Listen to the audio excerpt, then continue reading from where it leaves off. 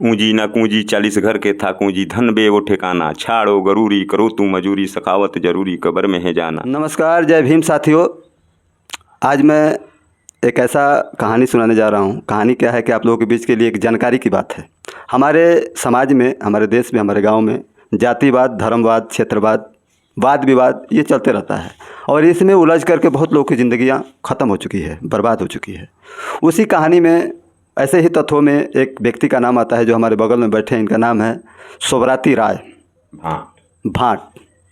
राय सबसे पहले सुनने में हम जिस क्षेत्र से बिलोंग करते हैं, लोग समझते हैं कि राय मतलब राय जी, या तो कौन राय जी, या तो यादव जी। ऐसा कुछ नहीं है, इनका टाइटल ही है राय।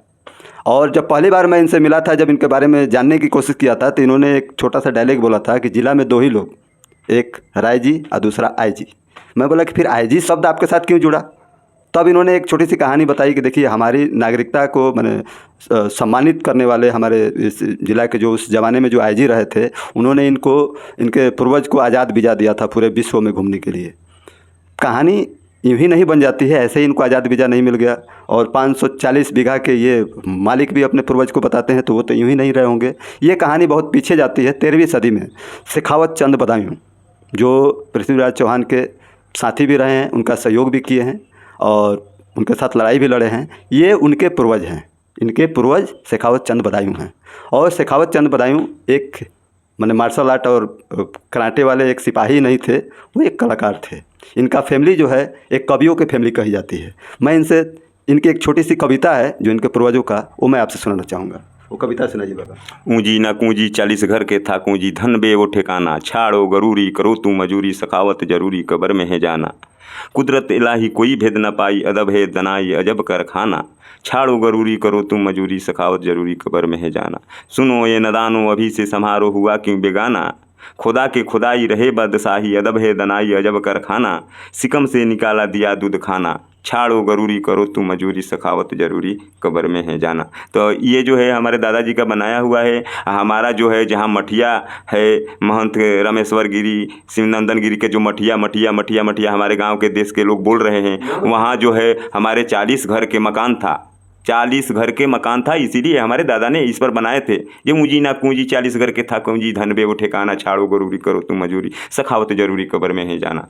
उस मठिया को लोग जिधर से ढहते गया, टूटते गया, उधर से लोग पकड़ते गया। आज वहाँ ना कोई मठिया है, ना कोई घर है, ना कोई द्वार है, वहाँ कुछ भी नहीं है। वहाँ के लोग जो है जादू लोग है, चमार बाबू लोग है, जो भी लोग है, उस सब मठ को तोड़ ताड़ के पकड़ के रखा है। हम एक झोपड़ी में जीते हैं और नीमक रोटी खा के। ये कहानी है 100 साल पुरानी। 100 साल में प्रकृति में बहुत बदलाव होता है। लेकिन मैं फिर अपने उसी कहानी पे आता हूँ कि जब इनको आज़ाद वीज़ा मिला और यहाँ की इनको नागरिकता मिली, 400 बरस से यहाँ पे हैं, और आज़ादी के समय जब ब्रिटिश गवर्नमेंट जाने लगी तो फिर इनको इतनी सारी ज़मीनें इनके नाम करके गई। आई जी साहब जो उस ज़माने के थे, उन्होंने इनको आज़ाद वीज़ा दिया और इतने सारे डॉक्यूमेंट्स दिया। फिर इनकी हालात ऐसी क्यों है? रही बात जाति की, तो जिस जाति पे मैंने शुरुआत किया था, इनका भाट जाति होता है और ये लोग अपना टाइटल राय लिखते हैं। सबसे ताजुब की बात यह है कि ये लोग 400 वर्षों से इस्लाम को मानते हैं। पिछले गत 100 सालों के अंदर इनका इस तरीके से इनमें बदलाव आया, इन लोग छिन्न भिन्न हुए कि इनके ही ख़ानदानी अगर फैमिली में जाकर घुस के देखा जाए, जैसे मैंने जानकारी लिया इनके दादा परदादाओं के समय से, तो कुछ लोग ऐसे हैं जो हिंदू धर्म को भी मानते हैं। फिर बीच में ऐसा भी समय आया जिस समय ये लोग धर्म से जुड़े, नाम के लिए धर्म से जुड़े रहे हैं। इन लोगों का एक अलग ही एक जैसे क्या बोला जाता है, नट नेटुआ जो बोला जाता है, वैसा बना दिया गया, जिसमें इनकी नागरिकता तो रही, जाति कंप्लीट नहीं हो पाया। क्योंकि अगर वो जाति के आधार पे भी अगर ये होते तो शायद इनका लोगों के बीच में परिचित होते, लेकिन ऐसा नहीं रहा। और आज ये खुद, अभी आपने इनके कविता में सुना होगा कि शेखावत कब्र में है जाना, तो जाहिर सी बात है कि जब इनके पूर्वज जब इस कविता को बनाए होंगे तो कब्र का मतलब समझते होंगे, क्योंकि वो इस्लाम को मानने वाले होंगे। और कब्र में जाने के लोग कहते हैं कि कब्र में जाने से पहले कुछ अच्छा करो, ताकि वहाँ जाने के बाद खुदा को सही से जवाब दे पाएँ। तो ये इनमें 2 बातें हैं, एक तो हिंदू प्रवृत्ति भी है और मुस्लिम प्रवृत्ति भी है। लेकिन ये प्रवृत्ति भी किसी काम की नहीं है, क्योंकि अपने आप को नवाब के नाती बोलते हैं, लेकिन हालात आप देख रहे हैं कि फ़कीरों की नाती वाली है। तो कैसा लगा ये वीडियो आप बताइएगा कमेंट करके।